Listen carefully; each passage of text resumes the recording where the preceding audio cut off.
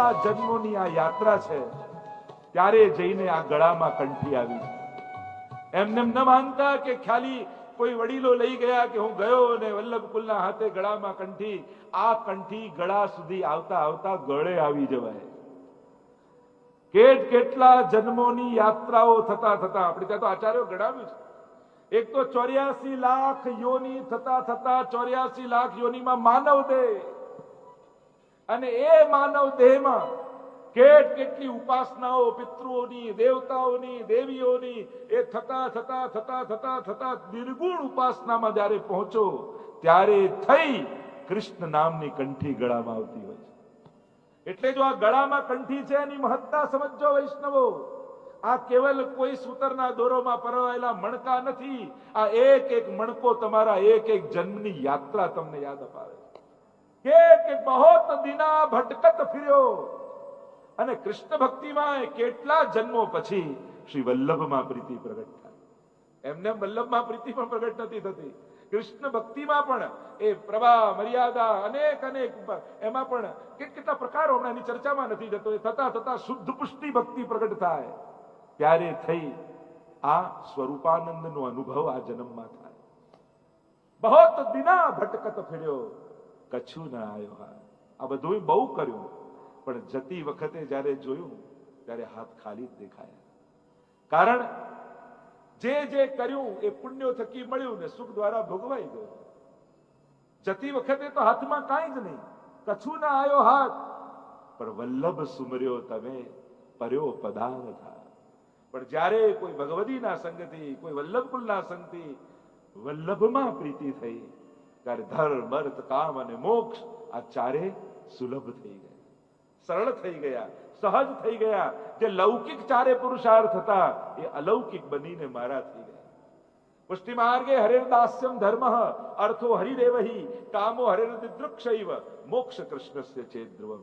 જે ભક્તિ માર્ગના, પુષ્ટિ માર્ગના ચારે પુરુષાર્થો છે. પર્યો પદાર્થ, અને કયો પદાર્થ મળ્યો જે અતિ દુર્લભ દેવતાઓને પણ હતો, એ કૃષ્ણ તત્વ, એ પ્રભુ પોતે, જે નિત્ય નિકુંજ લીલા ધામમાં જે રાસ વિહારી છે, એ સહજ મારા થઈ ગયા. એટલે જ આ મારા લાલન છે, આ મારા ઠાકોરજી છે. અનેક વૈષ્ણવના ઠાકોરજી બિરાજતા હોય ને, એટલે વૈષ્ણવ કે જે પધારો, આ પેલા છે ને એ મારા ઠાકોરજી છે. એટલે એમ થાય તો આ બધા તારા નથી, પણ પુષ્ટિ માર્ગમાં ભાવ કેવો છે, આ મારા છે. વિચાર કરો, આ તો પુષ્ટિ માર્ગની વિશેષતા છે. જે બધાનો છે એ મારો લાગવા માંડે ત્યારે માનજો કે હવે મર્યાદામાંથી પુષ્ટિમાં આવી ગયા છે. કારણ કે ક્યારે એવું ના થાય, પુષ્ટિ માર્ગી વૈષ્ણવને એમ ના થાય કે આ બધાનો, ત્યારે તેને આ મારો લાલન. યશોદા એમ કે આ બધાનો લાલન, મારો લાલન. જા તું રમાડ ભલે, લાલન મારો છે. યશોદોત્સંગ લાલિત છે. જ્યારે સમષ્ટિગત પરમાત્મા વ્યક્તિગત અનુભવવા લાગે ત્યારે માનજો પુષ્ટિ ભક્તિ ફલિત થઈ ગઈ છે. કારણ કે એ સમષ્ટિગત ન લાગે ને બધાનો ન લાગે, એ વ્યક્તિગત. એટલે પેલું પસંદમાં કહેતા ને કે એકના ઘરે ભગવાન આવ્યા અને કહેવા લાગ્યા આ ગાડી કોની, તો કે પ્રભુ તમારી. કહ્યું કે આ સોફો કોનો, કે આ તમારો. આ ટીવી કોનો, આ તમારું. આ ઘર કોનું, તમારું. ફરતા ફરતા સેવાના રૂમમાં આવ્યા, ઠાકોરજી વિરાજેલા હતા સ્વરૂપ. ઠાકોરજી પૂછ્યું આ ઠાકોરજી કોના, તો કે આ મારા છે. બાકી બધું તમારું, પણ તમે મારા છો. અને જેનું બધું જ છે એ જો તમારો થઈ જાય તો આપમેળે બધું તમારું થઈ ગયું. કે જેમ કોઈ કન્યા પરણે કોઈ બહુ જ સુખી વ્યક્તિને, અને પરણાતાની સાથે જ પહેલા કોઈ એને ન કહેતો, પછી તો શેઠાણી કહેવાય ને, એમ કે આ આમનો ઘર છે, આ આમની ગાડી છે. હોય પહેલા પરણ્યા પહેલાની પતિની, પણ પરણ્યા પછી તો પછી શેઠાણીનો હક થઈ ગયો, એની કહેવાય. એમ જ કાંઈ જ નહોતું આપણું, કોઈ ભક્તિ, કોઈ પુણ્ય, કોઈ સત્કર્મ નહોતું. પણ જ્યાં બ્રહ્મ સંબંધ લઈને ઠાકોરજીનો હાથ પકડ્યો ને, એટલે પર્યો પદાર્થ હાથ, એ જગતનો નાથ આપણો થઈ ગયો. આ વલ્લભના નામની તાકાત છે, જેનું સ્મરણ હરિરાયજી કરતા આગળ, અને વલ્લભ વર સુમિર્યો આગળ વર્ણન કરતા છે, હરિરાયજી ગાન કરે છે. આ ભવસાગર છે ને, એને તરવો બહુ અઘરો છે. એને તરી ન શકાય, એટલો અગાધ છે. તો પાર કેમ ઉતરવું? તો કે કોઈ સમર્થ ગુરુનો આશ્રય મળે. કારણ કે ગુરુ ભવ પાર ઉતારતો નથી, પર ભવ સાગર અબ सूख गया है, फिकर नहीं मोहे तरनन की, मोहे लागी लटक गुरु चरणन की. એ ભવસાગરને સૂકવી નાખે, એટલે તરવાની ચિંતા જ ન રહે. બહે જાત ભવ સિંધુ में दैवी सृष्टि अपार. एक समय चिंता चित आई दैवी की बिद जानी न जाई. आसुरी सो मिली रहत सदाई. भिन्न होए सो कौन उपाय. મૂળપુર મહાપ્રભુજી ચિંતા કરી રહ્યા છે. દૈવી જીવોનો ભગવત સંબંધ કરાવવા માટે હું ભૂતલ પર આવ્યો તો છું, પણ આસુરી સો મિલી રહત સદાઈ. ભિન્ન હોય સો કોણ ઉપાય. આ દૈવી પણ આસુરીઓ જોડે રહેતા રહેતા, સંસારીઓ જોડે રહેતા રહેતા પોતાના સ્વરૂપને ભૂલી ગયા છે ને આસુરીની જેમ રહેવા લાગ્યા છે, સંસારીઓની જેમ રહેવા લાગ્યા છે. આને છૂટા પાડવા કેમ, ઓળખવા કઈ રીતે? કારણ કે સૌથી પહેલા ઓળખું તો પછી ભગવત સંબંધ કરાવું ને. જેમ બહુ લોઢાનો વેર હોય ને, એ માટી સાથે ભળી જતો હોય. જે લોઢાનું કામ કરતા હોય ને, એ માટી સાથે એવું ભળી જાય તો લોખંડ કયું ને માટી કઈ એ ખબર જ ન પડે. એટલે શું કરે છે તે છૂટું પાડવા માટે લોહી ચુંબક ઉપર મૂકે. લોહી ચુંબક રાખે એટલે બધું લોઢું ચોટી જાય, માટી છૂટી પડી જાય. અને મહાપ્રભુજીને પણ થયું શું કરવું, તો શ્રીનાથજી રૂપી એવું લોહી ચુંબક મૂક્યું કે જે દૈવી હતા બધા ચોટી ગયા અને બાકી બધા ભટકી ગયા. બહે જાત ભવ સિંધુ में दैवी सृष्टि अपार. और तिनके करन उधार प्रभु प्रगटे परम उदार. અને શ્રી મહાપ્રભુજી આ ભૂતલ ઉપર દૈવી જીવોના ઉદ્ધાર માટે શ્રી પ્રભુ મહાપ્રભુ રૂપે પધારે. અને કૃપા શું કરી? એમ તો કૃષ્ણ અવતારમાં પ્રભુએ જે જે લીલાઓ કરી એ બધી જ લીલાઓ મહાપ્રભુજીએ પણ કરી. સૌથી પહેલા ઠાકોરજીએ પૂતનાને મારી, પૂતના એટલે અવિદ્યા. અહીંયા મહાપ્રભુજીએ પણ બ્રહ્મ સંબંધ આપી અને મોહ અને મમતાનું સમર્પણ કરાવ્યું. આગળ અનેક અનેકવિધ લીલાઓ તમે જોતા જાવ તો કૃષ્ણના સમગ્ર ચરિત્ર સાથે મહાપ્રભુજીની સરખામણી કરી શકાય. તૃણાવર્ત આવ્યો, એનો ઉદ્ધાર કર્યો, વંટોળિયા રજોગુણની આધી. અને મહાપ્રભુજીએ પણ સર્વ સમર્પણનો સિદ્ધાંત આપી અને ભક્તના જીવનના તૃણાવર્તનો ઉદ્ધાર કરી નાખ્યો. અનેક અનેક પ્રસંગોના એ રીતે માખણ ચોરી કરીને ચિત્ત ચોરી કરી ઠાકોરજી ઘરે પધાર્યા, એમ મહાપ્રભુજી પણ ઘરે પધરાવી દીધા ઠાકોરજી અને ભક્તોના ચિત્તની ચોરી કરાવી. જેમ ઠાકોરજી ગૌચારણ કરવા માટે વનમાં લઈ ગયા ગાયોને, તો મહાપ્રભુજી પણ ખુલ્લા ચરણારવિંદથી પૃથ્વી પ્રદક્ષિણા કરી. મહારાસના આનંદ આપ્યા, તો અહીંયા પણ મહાપ્રભુજી સ્વરૂપાનંદનો અનુભવ ભક્તોને કરાવ્યો. સ્વયં ઠાકોરજી વ્રત છોડીને મથુરા પધાર્યા, તો મહાપ્રભુજી પણ કાશી છોડીને અડેલ પધાર્યા. એવા અનેક પ્રસંગોના આખા સમાનતા આપણા આચાર્ય બતાવી છે. એક એક કૃષ્ણ ચરિત્ર સાથે મહાપ્રભુજીએ પણ એ જ ચરિત્ર કલયુગમાં પ્રગટ થઈને કઈ રીતે કરી એનું વર્ણન. 11 વર્ષ ઠાકોરજી બ્રજમાં બિરાજ્યા, તો મહાપ્રભુજીએ પણ 11 સ્વરૂપો બ્રજમાંથી પ્રગટ કર્યા. જે 11 પુષ્ટિ સ્વરૂપો, નિધિ સ્વરૂપો છે એ મહાપ્રભુજીએ પ્રગટાવ્યા. 11 વર્ષ 52 દિવસ ઠાકોરજીએ જે લીલા કરી, એમાં જે 52 દિવસની લીલા છે, તો મહાપ્રભુજીએ 52 વર્ષ ભૂતલ પર બિરાજી અને 52 દિવસની લીલાને પ્રગટાવી દીધી. કારણ કે ઠાકોરજી 11 વર્ષ 52 દિવસ બિરાજે અને મહાપ્રભુજી 52 વર્ષ ભૂતલ પર બિરાજે. અનેક અનેક સરખામણી એવી કરી તો बहे जात भव सिंधु में दैवी सृष्टि अपार और तिनके करण उद्धार प्रभु प्रगटे परम उदार. एवा उदार प्रभु અહીં પધાર્યા છે. એટલે સર્વોત્તમ આપણે કહી દયા નિજ મહાત્મ્યમ કરિષ્ટન પ્રકટમ હરિ વાણ્યા યદા તદા સ્વાસ્યમ પ્રાદુર્ભૂતમ ચકારહિ. દયા નિજ મહાત્મ્યમ. દયાવી શની દયાવી કે આ જીવો જે મારા છે એ મારા મહાત્માને જાણી શકતા નથી. ઘણા વ્યાખ્યા બધાએ બહુ કરી, પણ વ્યાખ્યા કરીને પણ પોતાની વિદ્વત્તાનું પ્રદર્શન કર્યું. વ્યાસજી અને સુખદેવજી જે કહેવા માંગે છે એ વાત તો કરી જ નહીં. મારા સાચા મહાત્માને તો સમજાવ્યું જ નહીં, પોતાની વિદ્વત્તાનો પ્રભાવ બતાવ્યો. કોઈ ગમે તેટલી સારી વ્યાખ્યા કરે. આજે પણ કૃષ્ણ માટે બોલનારા કેટલા વક્તાઓ હોય જે કૃષ્ણને માનતા ન હોય પણ કૃષ્ણ માટે બહુ સારું બોલતા હોય. પણ એ કૃષ્ણ માટે બહુ સારું બોલે એમાં એનું કેવલ વાક ચાતુર્ય અને બુદ્ધિ ચાતુર્ય જ છે ને, એની શ્રદ્ધા તો છે ને.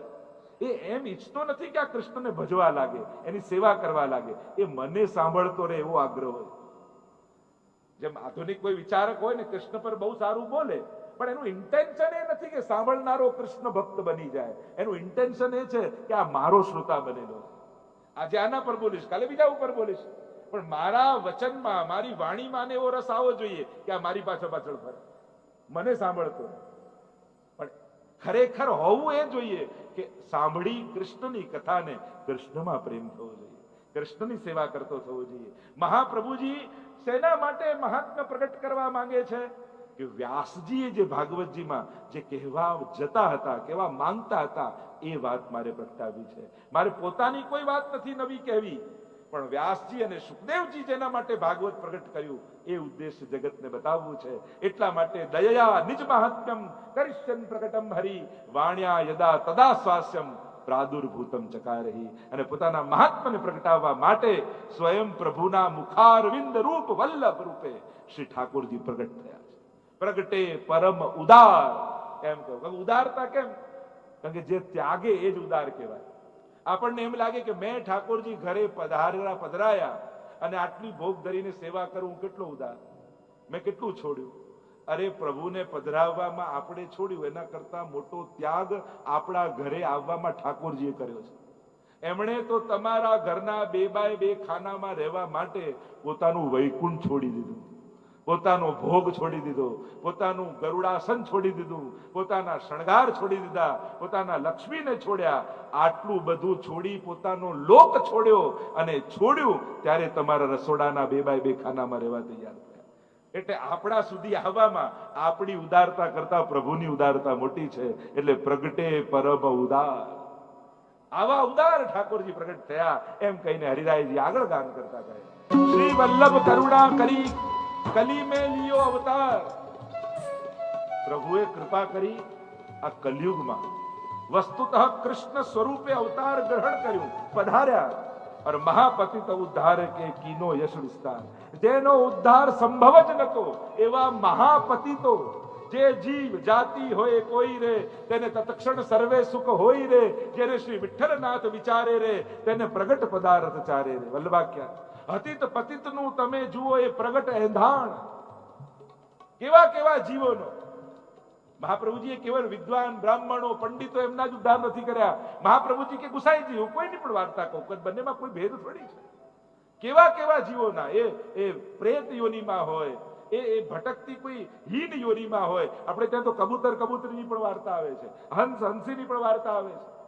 કેવા કેવા વર્ણમાં, કેવી કેવી જ્ઞાતિમાં ક્યાં ક્યાં પ્રગટ થયેલા જીવો, પણ દૈવી છે ને. એટલે જ કૃષ્ણદાસ અધિકારી તો પંચમ વર્ણ છાપી.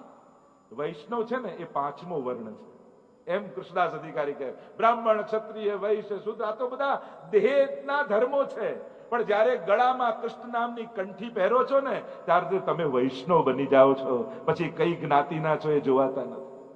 અને ગોકુલનાથજી તો એમ કહે છે કે વૈષ્ણવની જ્ઞાતિ પૂછવી એ પણ એક અપરાધ માને. એને એની જ્ઞાતિથી નહીં ઓળખવા, વૈષ્ણવતાથી ઓળખવા. હા, આપણે વ્યવહાર જગતમાં વ્યવસ્થા બનાવવા માટે કરીએ બરાબર છે, પણ જ્યારે આપણા ઘરે કોઈ આવ્યું હોય ત્યારે એને વૈષ્ણવ માનીને સ્વાગત કરો. એ જ પરમ દ્રષ્ટિ છે આપણે ત્યાં, એ જ શ્રેષ્ઠ દ્રષ્ટિ છે આપણે ત્યાં. કહ્યું મહાપતિત ઉદ્ધાર. આપણે વાર્તા 252 આવે છે ને કે ગુસાઈજી પધારે છે દ્વારિકા, અને એક સાધારણ ચમાર ચામડાનું કામ કરનાર ગુસાઈજીના દર્શન કરે છે, અને પૂર્ણ પુરુષોત્તમના દર્શન થયા. કહ્યું કે આમના હાથે મારો ઉદ્ધાર લખાયો છે. દોડતા જઈને ચરણોમાં પડ્યો, મને શરણે લો. ગુસાઈજીએ કહ્યું શરણે તો લઉં, બ્રહ્મ સંબંધ તો આપું, પણ એક વચન આપ, આજ પછી ક્યારે જીવ હિંસા તું નહીં કરે. વચન આપ્યું, આજ પછી ક્યારે જીવ હિંસા નહીં કરે. અને એવું જીવન બદલી દીધું પોતાનું, જાણે એક આદર્શ બ્રાહ્મણ ન હોય એ રીતે જીવવા લાગે. અને ગામમાં વાંધો આવ્યો બ્રાહ્મણોને. આ સાધારણ જીવ, શુદ્ર જીવ ને બ્રાહ્મણની જેમ રહે છે. રાજાને જઈને ફરિયાદ કરીને કહ્યું, મહારાજ આ જો બ્રાહ્મણ થવાનો નાટક કરે છે, આ હીન છે અને બ્રાહ્મણની જેમ રહેવા જાય છે. ફરિયાદ કરી. મહારાજને કહ્યું કે દૂધમાંથી દહીં થાય, પણ દહીંનું પાછું છાછમાંથી દૂધ ન થઈ શકે. બોલાવ્યો પેલાને વૈષ્ણવને. રાજા કહ્યું આ બ્રાહ્મણો શું કહે છે? શું કહે છે મહારાજ? કહે છે કે દૂધમાંથી છાશ થાય, પણ છાશમાંથી પાછું દૂધ ન બને. વૈષ્ણવે કહ્યું કે ગુસાઈજી કૃપા કરે ને તો છાશનું દૂધ થઈ શકે. પ્રમાણ આપ. અને છાશનો લોટો લીધો, આપ્યો પહેલાને હાથમાં, અને હાથમાં લઈને શ્રી ગુસાઈજીને યાદ કર્યા. વંદુ શ્રી વિઠ્ઠલ વર સુંદર નવ ઘન શ્યામ તમાલ, અને જગતી તલ ઉદ્ધાર કરવા પ્રગટ્યા પરમ દયાલ. શ્રી ગુસાઈજીનું જ્યાં સ્મરણ કર્યું, મહારાજને આપ્યો લોટો અને કહ્યું પીને બતાવો. અને જ્યાં ઘૂંટડો ભર્યો, અમૃત જેવું મીઠું દૂધ બની ગયું, ખાટી છાશ.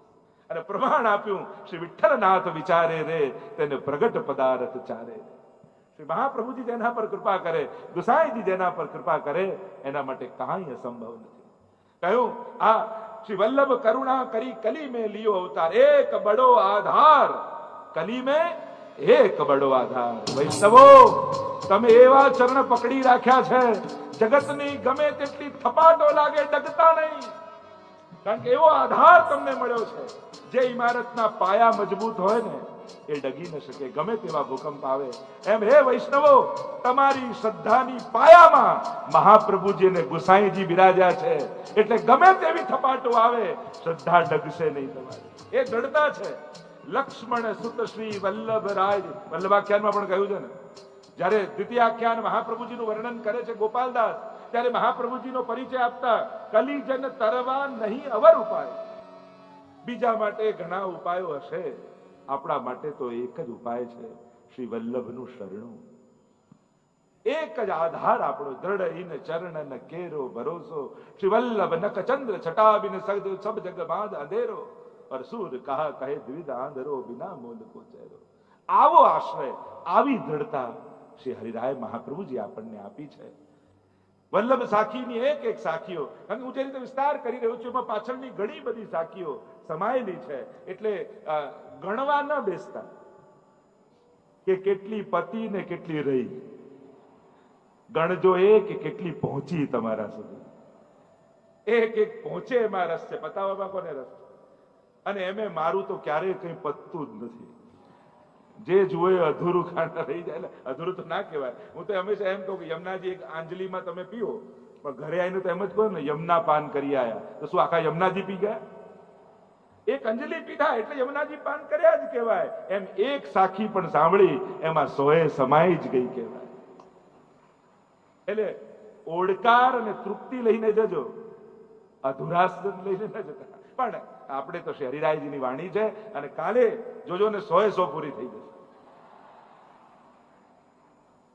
પણ આપણને તો હરિરાય મહાપ્રભુજી આ બધી વાણીઓ અગાધ છે, આને તમે સીમામાં ન બાંધી શકો, તમે એ સમયમાં આને ન બાંધી શકો. કારણ કે હરિરાયજીએ આખા જીવનનું તપ કરી, ભક્તિ કરી, અને એમના મુખમાંથી આ એક એક સાખીઓ નીકળી, અને તમે એમ કહો કે હું આ 3 કલાકમાં પતાવી દઉં?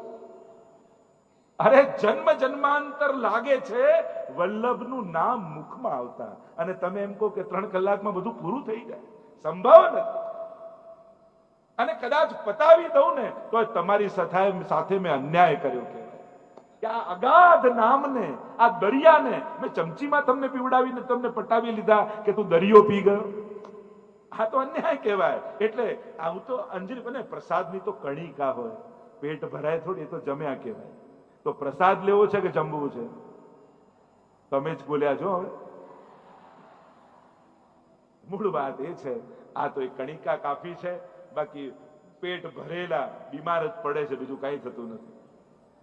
વિજ્ઞાન, જો માણસ આદિકાળમાં હતો ને ત્યારે કાચા ફળ દે, કાચા શાકભાજી ને ખાતો, પછી પાછું થોડું બુદ્ધિ આવી બધું તો એને શેકીને ખાવા લાગ્યો અગ્નિમાં, પછી એને બાફીને ખાવા લાગ્યો, પછી પાછો તળીને ખાવા લાગ્યો, પાછો વઘારીને ખાવા લાગ્યો, પાછો બેક કરીને ખાવા લાગ્યો, પાછા હવે ડોક્ટર કહે છે કાચું ખાઓ.